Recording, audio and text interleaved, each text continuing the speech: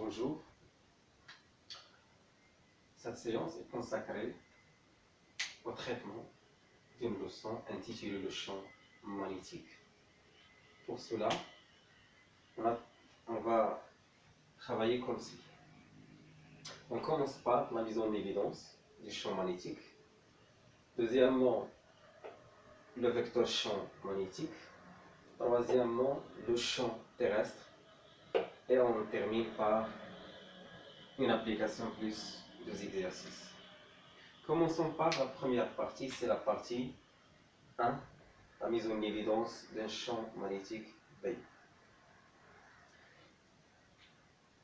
Tout simplement, pour savoir qu'il y a un champ magnétique qui règne un espace donné, il faut utiliser ce qu'on appelle une aiguille aimantée.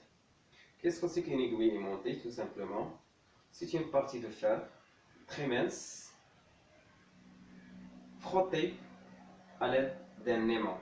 On frotte à l'aide d'un aimant une partie de fer, un morceau de fer mince. Ensuite, on a un axe de rotation sous forme d'aiguille pointue. Maintenant, lorsqu'on tourne librement, on libère cette aiguille-là, on laisse le temps pour la faire stabiliser. Regardez, elle est orientée de cette façon-là. Regardez, elle est orientée de cette façon-là, dans cet espace. Donc, je change ma position. Dans cette position-là, je vais faire tourner cette aiguille une nouvelle fois. Regardez.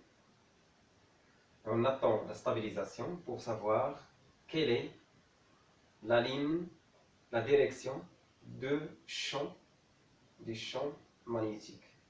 Donc vous voyez, même chose là, cette direction-là. Cette aiguille a deux parties, ce qu'on appelle les pôles magnétiques. Cette partie-là, rouge, d'après la précision, la partie rouge s'oriente vers le nord magnétique, qui est près au voisinage du nord géographique. Et la couleur blanche désigne le sud géographique, qui est au voisinage des champs ou bien du sud géographique. Maintenant, on a dit que une aiguille aimantée est capable de détecter à l'un de ses pores un axe et le faire frotter et monter. On a le pôle nord et le pôle sud magnétique qui sont les deux à la fois au voisinage du nord et sud géographique. L'orientation de l'aiguille dit que la Terre est un grand aimant et l'aiguille est un petit aimant. Ici on a le pôle sud, ici on a le pôle nord. De même, l'aiguille s'oriente de même façon que l'aimant Terre. Maintenant, vous voyez qu'il y a un champ magnétique qui règne tout l'espace. Quelle est l'intensité de ce champ-là? Elle est très faible, au voisinage de 5 fois 10 à la puissance moins 5 Tesla. Elle est très faible. Maintenant, si on a un aimant réel, c'est-à-dire qu'on peut toucher à la main, cet aimant-là crée un champ magnétique. Regardez, premièrement, j'éloigne l'aimant de l'aiguille. L'aiguille se stabilise de cette façon-là. Lorsqu'on rapproche un aimant droit, vous voyez, l'aiguille commence à dévier. Cette déviation veut dire quoi? Qu'il y a un autre champ puissant devant le champ terrestre. Ce champ-là est créé par l'aimant droit. Donc regardez, il y a une déviation.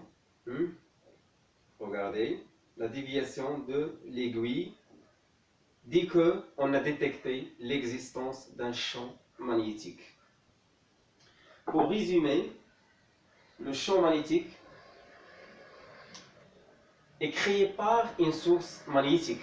Cette source-là est peut-être un aimant droit.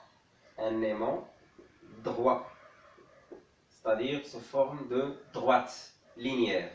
Ou bien un aimant sous forme de U, ou bien un aimant sous forme circulaire, ou bien d'autres types d'aimants. Regardez, on a plusieurs types d'aimants qui sont capables de créer, ou bien sous forme de ballon, d'une bille cylindrique. Vous voyez, un aimant cylindrique. Regardez, ce sont tous des aimants.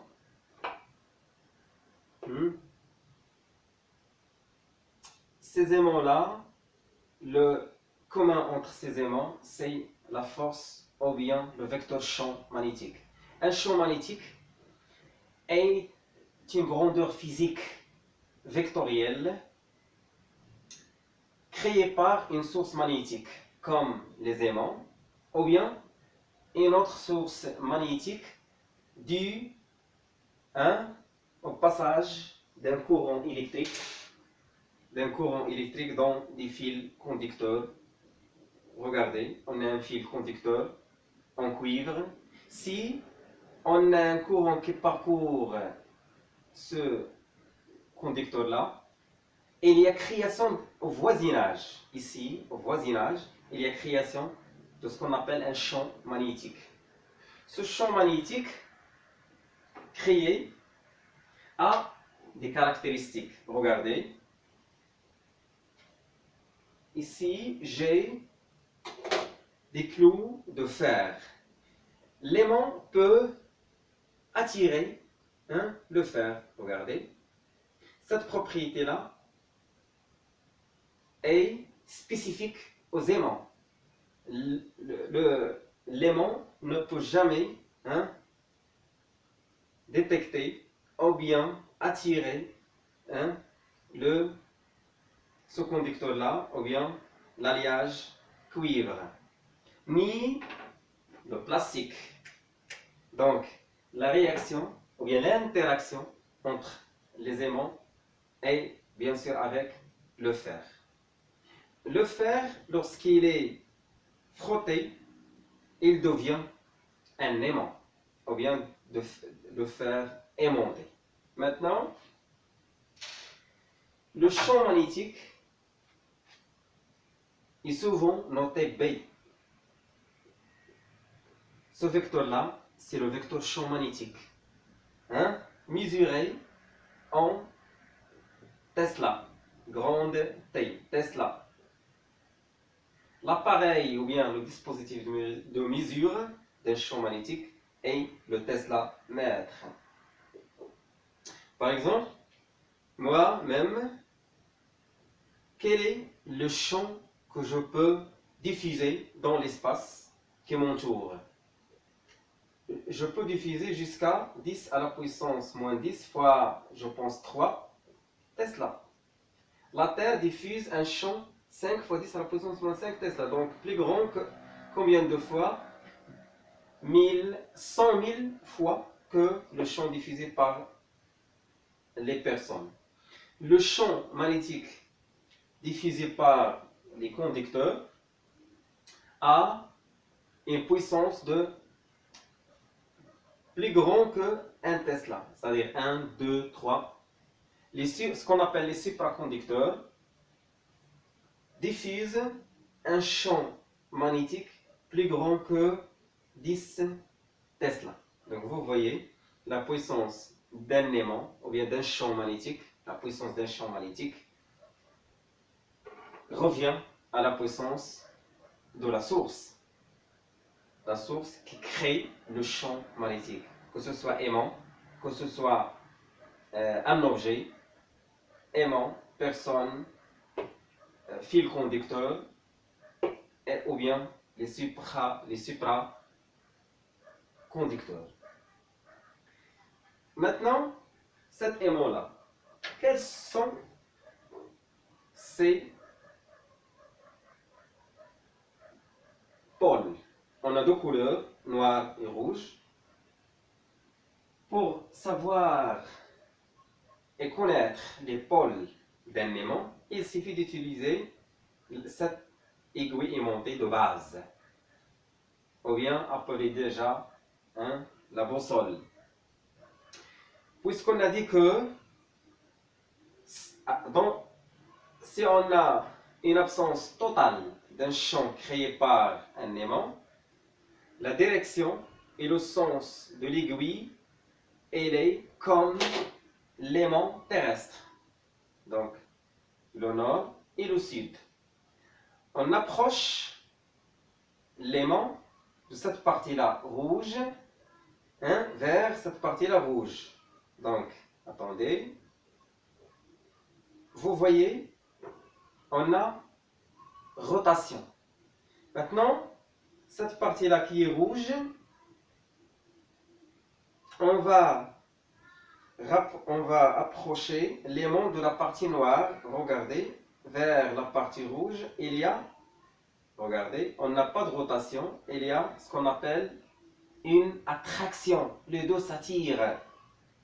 Je tourne la partie rouge, regardez, il y a aussi rotation vers l'autre partie.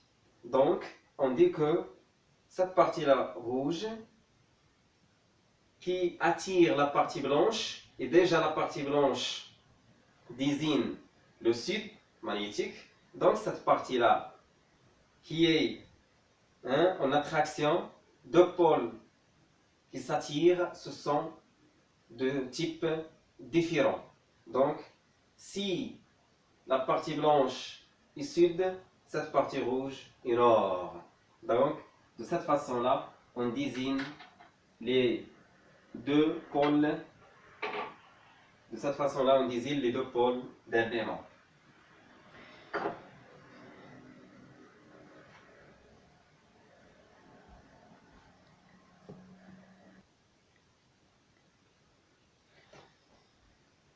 Donc, on applique, si on a un aimant dont on ne connaît pas au départ les deux pôles. Et si on a une aiguille aimantée portée par un axe et support, si ce pôle-là est sud, bien sûr, si on a attraction, les deux pôles s'attirent, veut dire que ce pôle-là est nord. Puisqu'on a attraction, les deux pôles, ce sont deux pôles différents. Et bien sûr, ce pôle-là est sud et ce pôle-là est nord. Donc vous voyez, SN, SN. Les deux sont de même ordre. Si on a maintenant deux aimants, le premier SN et le deuxième, on ne connaît pas ces pôles. Est-ce que cette pôle-là est S ou bien N? Si on connaît ce pôle-là, l'autre est déduit. Si on a par exemple phénomène d'attraction, ce pôle-là, nord, s'attire par S. Si on a phénomène de répulsion, deux pôles se repoussent lorsque on a deux pôles de même type. Supposons, on vous dit que les deux pôles-là se repoussent. Veut dire quoi? Si on a répulsion, veut dire que N avec N. Ce pôle-là est nord. Donc, de cette façon-là, on désigne les pôles. Passons maintenant au vecteur champ magnétique. Le vecteur champ magnétique est donné en connaissant le spectre magnétique. Le spectre magnétique, tout simplement, ce sont les lignes de champ. Ce sont dit donc les lignes de champ magnétique.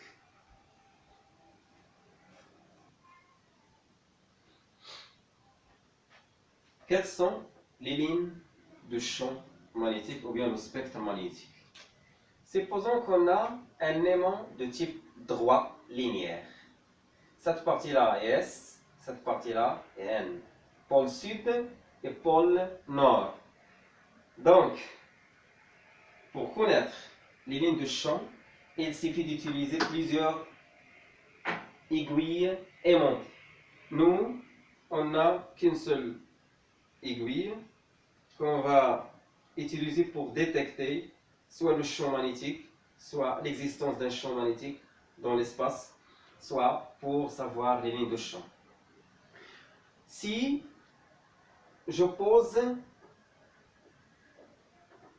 une aiguille aimantée parallèle à un aimant, regardez, d'une façon parallèle, regardez. De même, il y a, regardez, on a dit que cette partie-là noire se repousse avec la partie rouge, regardez, et s'attire au pôle ici blanche, ou bien le nord. Si j'inverse les pôles, il y a rotation de même. Donc, je rapproche l'aimant, regardez. Ensuite, je tourne. Regardez, il y a rotation de même que l'aimant. On dit que les lignes de champ sont des courbes diffusées par le champ magnétique créé par la source. Dans ce cas-là, les lignes de champ sont des lignes comme ça, des courbes parallèles. Ici,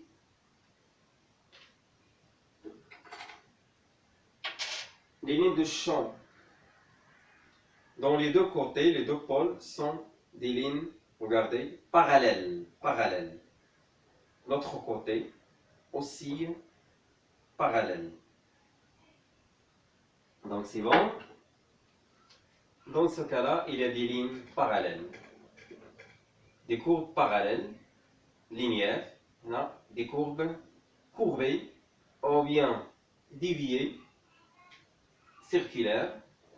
Maintenant, en utilisant cette expérience-là, on peut montrer facilement que les lignes de champ sortent de N et rentrent de la partie S. Toujours, les lignes de champ sortent de N et rentrent en S. Donc, la sortie des lignes du pôle N vers S. Cette représentation-là, ou bien ces courbes-là, forment ce qu'on appelle le spectre magnétique. Le spectre magnétique.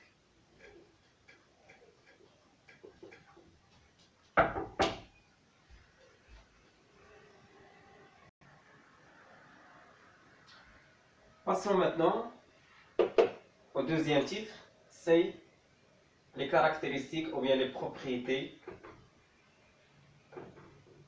d'un champ magnétique B. Le champ magnétique B, créé par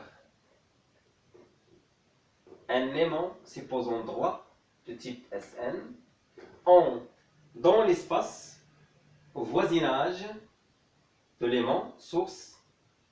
Par exemple, supposons qu'on veut résoudre la question suivante.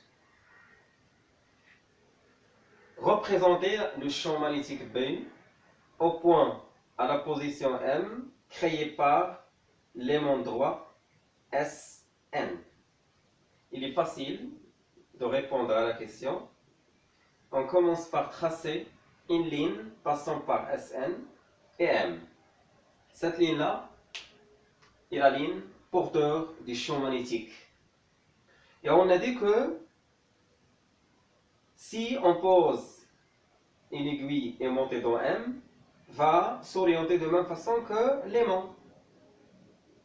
Et la façon réciproque, c'est-à-dire Sn.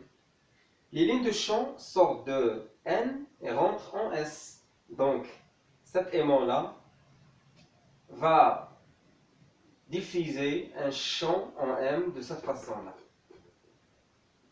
B en M. Pourquoi?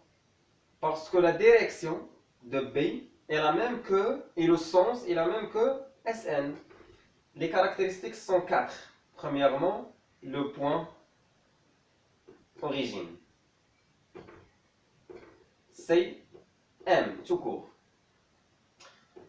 Le sens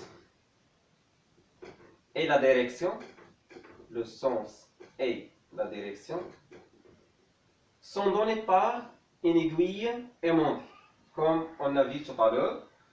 La direction, c'est la direction de la droite Sn, ou bien le vecteur Sn. Le sens de S vers N, je parle du sens de B. Le sens des lignes de champ sort de S, sort de N et rentre en S. Donc, le sens, c'est la direction et le sens est donné par l'écriture Sn. Et détecté par une aiguille, donc ici on écrit une remarque, détecté par l'aiguille aimantée. Par l'aiguille aimantée. C'est ça. Maintenant, la norme, ou bien l'intensité. L'intensité du champ magnétique, ou bien la norme. Ou bien la norme.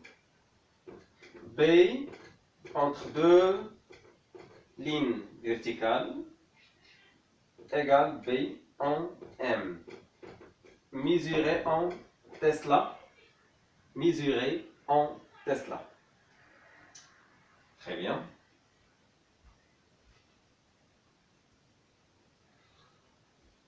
Maintenant, une application. Supposons qu'on a la figure ou bien le schéma suivant. Deux aimants droits, à la fois perpendiculaires,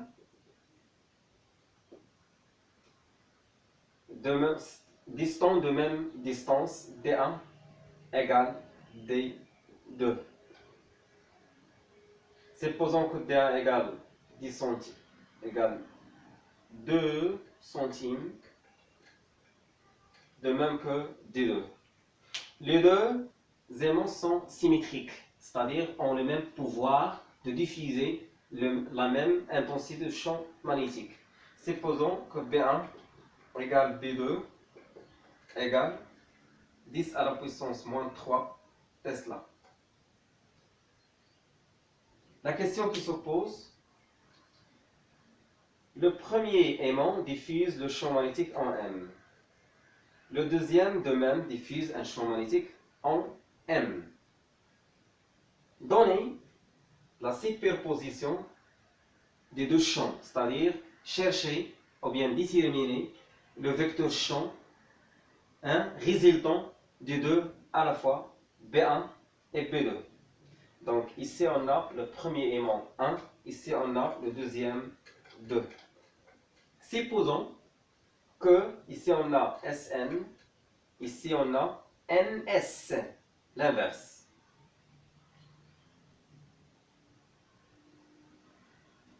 Donc bien prenons l'inverse, c'est bon.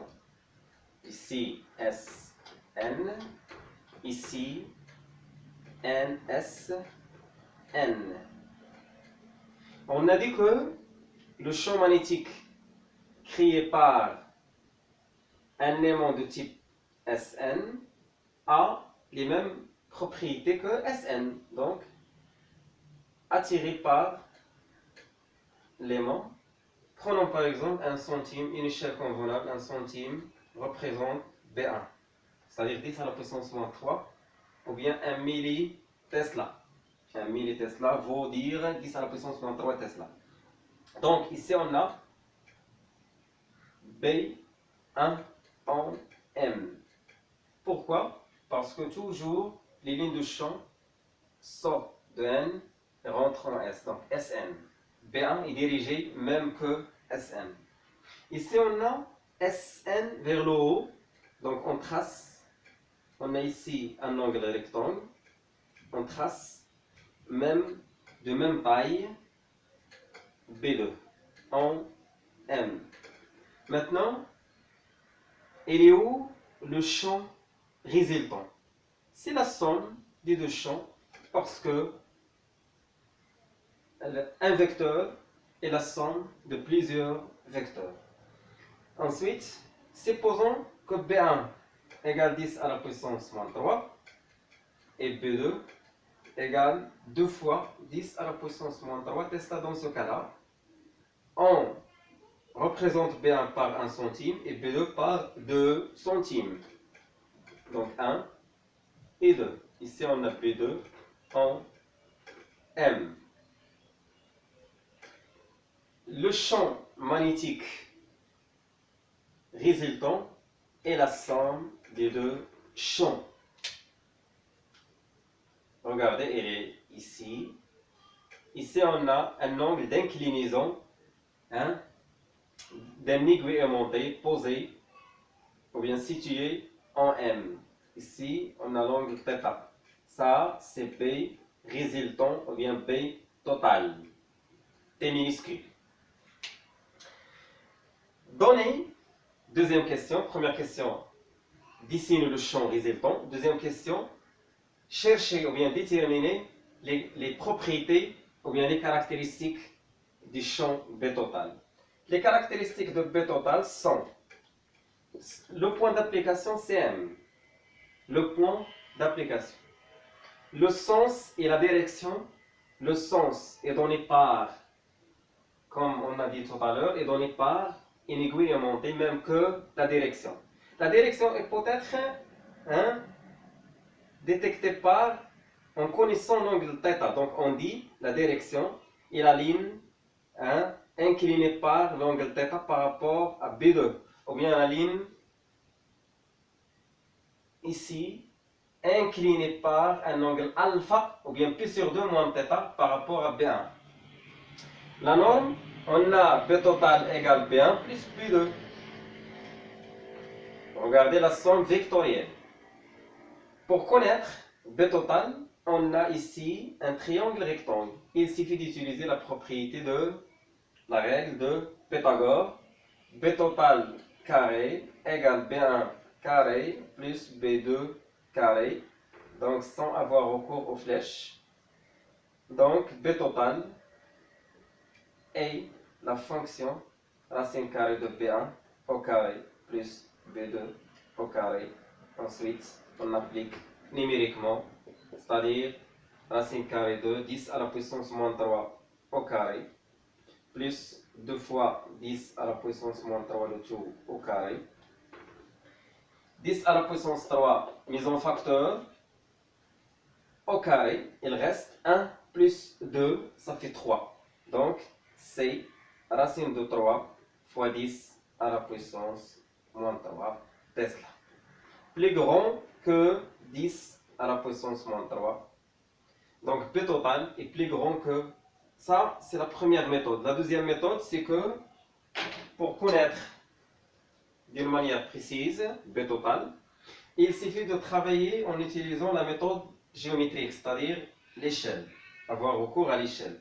Si on a tracé par exemple B1 par 9, ici j'ai 9, 8 centimes. Donc B2, 8 fois 2, ça fait 16. Donc ici,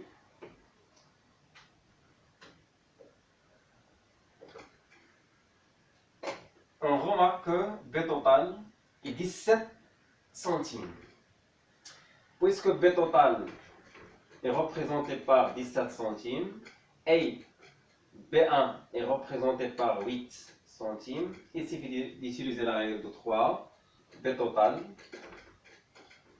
égale P1 fois 17 divisé par 8. C'est bon. On passe maintenant au champ terrestre.